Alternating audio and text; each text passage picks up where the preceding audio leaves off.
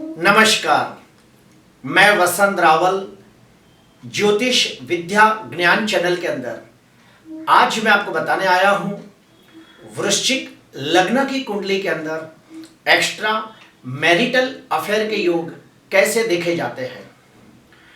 वृश्चिक लग्न की कुंडली के अंदर आज मैं आपको 10 प्रकार के अलग अलग एक्स्ट्रा मैरिटल अफेयर के योग बताने आया हूं। तो आइए शुरू करते हैं। अगर कुंडली के अंदर यहां पे 8 नंबर लिखा हो तो समझ जाना ये वृश्चिक लग्न की कुंडली है। पहला नियम शुरू करते हैं। वृश्चिक लग्न की कुंडली के अंदर सप्तम भाव के अंदर शुक्र स्वगृही होकर मालव योग नाम का पंच महापुरुष नामक राजयोग बनाता हो और उसके ऊपर राहु की वक्री 5वीं 7वीं या 9वीं दृष्टि पड़ती हो तो निश्चित तौर पे एक्स्ट्रा मैरिटल अफेयर का योग बनता है। और वो व्यक्ति अपने से छोटी उम्र की व्यक्ति या फिर बहुत ही सुंदर आकर्षक और तेजस्वी व्यक्ति के साथ एक्स्ट्रा मैरिटल अफेयर का योग बनाता है। दूसरा नियम, वृश्चिक लग्न की कुंडली के अंदर पंचम भाव के अंदर शुक्र मंगल और राहु ये तीनों ग्रहों की अंशात्मक युति होती हो तो भी ऐसा व्यक्ति एक से ज्यादा व्यक्तियों के साथ और बहुत ही सुंदर आकर्षक प्रभावशाली व्यक्तियों के साथ एक्स्ट्रा मैरिटल अफेयर का योग बनाता है। लेकिन इस रिश्ते का अंत बड़ा ही दुखदाई कष्टदायी होता है क्योंकि राहु आखिरकार व्यक्ति को बदनामी और मान हानि देता है। तीसरा नियम, अगर कुंडली के अंदर शुक्र मंगल और शनि ये तीनों ग्रहों की युति कहीं भी होती हो और उसके पर राहु की वक्री 5वीं 7वीं या 9वीं दृष्टि पड़ती हो तो ऐसा व्यक्ति पर जाति की व्यक्ति के साथ या फिर शादीशुदा व्यक्ति के साथ या फिर अपने से बड़ी उम्र की व्यक्ति के साथ एक्स्ट्रा मैरिटल अफेयर का योग बनाता है। चौथा नियम, शुक्र मंगल और बुध ये तीनों ग्रहों की अंशात्मक युति कुंडली में कहीं भी होती हो और उसके पर राहु की वक्री 5वीं 7वीं या 9वीं दृष्टि पड़ती हो तो ऐसा व्यक्ति अपने स्कूल के फ्रेंड के साथ या फिर अपने कॉलेज के फ्रेंड के साथ शादी के बाद एक्स्ट्रा मैरिटल अफेयर का योग बनाता है। पांचवा नियम, अगर कुंडली के अंदर शुक्र मंगल और सूर्य ये तीनों ग्रहों की अंशात्मक युति कुंडली में कहीं भी होती हो और उसके पर राहु की वक्री 5वीं 7वीं या 9वीं दृष्टि पड़ती हो तो ऐसा व्यक्ति गवर्नमेंट के अंदर काम करने वाला कोई पदाधिकारी या फिर अपने सीनियर व्यक्ति के साथ जैसे कि अपने boss, manager, owner, proprietor, director, trainer, coach ऐसे किसी व्यक्ति के साथ एक्स्ट्रा मैरिटल अफेयर का योग बनाता है। छठवां नियम, वृश्चिक लग्न की कुंडली के अंदर लग्नेश और सप्तमेश ये दोनों ग्रह 12वें भाव के अंदर एक साथ अंशात्मक युति बनाते हो। अभी लग्नेश कौन है? मंगल है। सप्तमेश कौन है? शुक्र है। तो लग्नेश मंगल और सप्तमेश शुक्र ये दोनों ग्रहों की युति अंशात्मक युति 12वें भाव में होती हो और उसके पर राहु की 5वीं 7वीं या 9वीं दृष्टि पड़ती हो तो ऐसा व्यक्ति अपने जन्म स्थान से दूर जाकर किसी सुंदर आकर्षक स्मार्ट और तेजस्वी व्यक्ति के साथ एक्स्ट्रा मैरिटल अफेयर का योग बनाता है जो समाज और सोसाइटी से काफी लंबे अरसे तक छिपा रहता है। सातवां नियम, अगर कुंडली के अंदर शुक्र मंगल और चंद्र ये तीनों ग्रहों की अंशात्मक युति, फिर से बोलता हूं, कुंडली के अंदर शुक्र मंगल और चंद्र की अंशात्मक युति कहीं भी होती हो और उसके पर राहु की वक्री 5वीं 7वीं या 9वीं दृष्टि पड़ती हो तो ऐसा व्यक्ति किसी धनवान व्यक्ति के साथ या फिर नामचीन प्रसिद्ध व्यक्ति के साथ या फिर कोई नामचीन कलाकार के साथ एक्स्ट्रा मैरिटल अफेयर का योग बनाता है और यह रिश्ता लंबे अरसे तक टिका रहता है जो व्यक्ति आसानी से छोड़ भी नहीं पाता और भूल भी नहीं पाता। आठवां नियम, लग्नेश पंचमेश और सप्तमेश ये तीनों ग्रह अगर द्विस्वभावी राशि में बैठे हो, अभी द्विस्वभावी राशि यानी कौन सी राशि? तो मिथुन, कन्या, धनु और मीन, ये चारों चार द्विस्वभावी राशि है।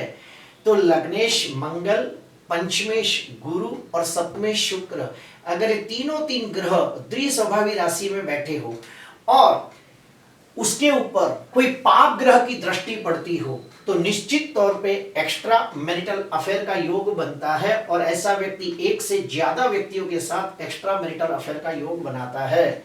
9वां नियम, कुंडली के अंदर शुक्र, मंगल, शनि और राहु, ये चारों ग्रहों की युति 11वें भाव में होती हो। फिर से बोलता हूं, शुक्र, मंगल, शनि और राहु, ये चारों चार ग्रह 11वें भाव में एक साथ बैठे हो तो ऐसे व्यक्ति के जीवन में भी एक से ज्यादा व्यक्तियों के साथ एक्स्ट्रा मैरिटल अफेयर का योग बनता है, लेकिन उस रिश्ते का अंजाम अच्छा नहीं होता, समाज के अंदर मानहानि और बदनामी का सामना करना पड़ता है। 10वां नियम, कुंडली के अंदर शुक्र, मंगल, सूर्य और शनि, फिर से बोलता हूं, कुंडली के अंदर शुक्र, मंगल, सूर्य और शनि, ये चारों ग्रहों की युति 6वें या 8वें भाव में होती हो तो ऐसा व्यक्ति अपनी शरीर की भूख को पूरा करने के लिए निचले से निचले स्तर पर जा सकता है और गलत व्यक्तियों के साथ भी एक्स्ट्रा मैरिटल अफेयर का योग बनाता है।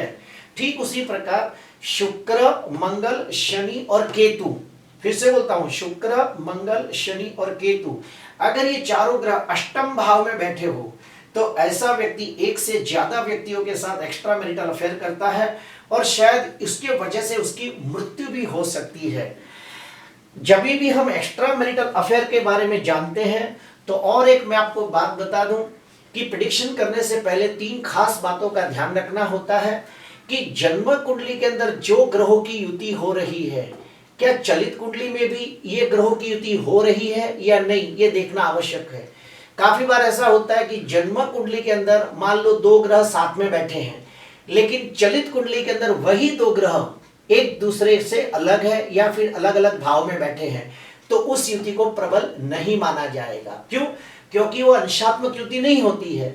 एग्जाम्पल देता हूं कि मान लो शुक्र 10 अंश पे है और मंगल 28 अंश पे है, तो दोनों के बीच में 18 अंशों का फर्क आ गया, तो इस युति को प्रबल नहीं माना जाएगा। ठीक उसके विपरीत जाते हैं कि शुक्र 10 डिग्री पे है और मंगल 15 डिग्री पे है, तो दोनों के बीच में 5 अंशों का फर्क है, तो इसे प्रबल युति माना जाएगा। उसके बाद और एक स्टेप अंदर जाते हैं कि जन्म कुंडली में जो योग बन रहे हैं क्या वैसे ही योग नवमांश कुंडली में भी बन रहे हैं कि नहीं, वो भी देखना जरूरी है। अगर मान लो जन्म कुंडली में जो योग बन रहे हैं वैसे ही योग नवमांश में भी बन रहे हैं तो समझ जाना इस योग की प्रबलता काफी ज्यादा है। उसके बाद इन योगों का फल कब मिलता है तो सुनिए, जो ग्रह ये योग बनाते हैं उन ग्रहों की महादशा, अंतर्दशा, प्रत्यंत दशा और सूक्ष्म दशा आती है, तब ये योग बनते हैं। अगर मान लो अभी हमको पता चल जाता है कि वृश्चिक लग्न की कुंडली वाले व्यक्ति के जीवन में एक्स्ट्रा मैरिटल अफेयर का योग बनने वाला है, तो उसका उपाय क्या करें, तो मैं आपको 5 उपाय बताने जा रहा हूं। पहला उपाय, कुंडली के जो कारक ग्रह है यानी कि लग्नेश मंगल, पंचमेश गुरु और भाग्येश चंद्र, ये तीनों ग्रहों के रत्न धारण करने चाहिए। अर्थात लग्नेश मंगल का रत्न मूंगा, पंचमेश गुरु का रत्न पुखराज और भाग्येश चंद्र का रत्न मोती पहनना चाहिए। लेकिन याद रहे ये ग्रह नीच राशि में निर्बल ना हो और 6वें, 8वें, 12वें भाव में पीड़ित ना हो। दूसरा उपाय, मंगलवार के दिन 11 बार हनुमान चालीसा का पाठ करें या फिर रोज हनुमान चालीसा का पाठ करें। तीसरा, सप्तशती का पाठ करें यानी कि माता दुर्गा की पूजा आराधना अनुष्ठान करें। चौथा उपाय, सोमवार के दिन शिव मंदिर में जाकर दूध और पानी का अभिषेक करते हुए लिंगाष्टकम, रुद्राष्टकम, बिल्वाष्टकम, शिवाष्टकम जैसे स्तोत्र का पठन करें। और मान लो पुरुष हो तो अपनी ही पत्नी के साथ पुनर्विवाह करें, यानी कि अपनी ही पत्नी के साथ किसी पवित्र मंदिर में जाके विवाह के मुहूर्त के दिन किसी कर्मकांडी ब्राह्मण के हाथों से पुनर्विवाह यानी कि रीमैरिज करें। अगर किसी स्त्री की कुंडली में योग बनता है तो वो भी किसी पवित्र मंदिर में जाके विवाह के मुहूर्त के अंदर कर्मकांडी ब्राह्मण के द्वारा पुनर्विवाह यानी कि रीमैरिज की विधि करें। अगर ये 5 उपाय को दिल से, श्रद्धा से, भाव से और भक्ति से किए जाए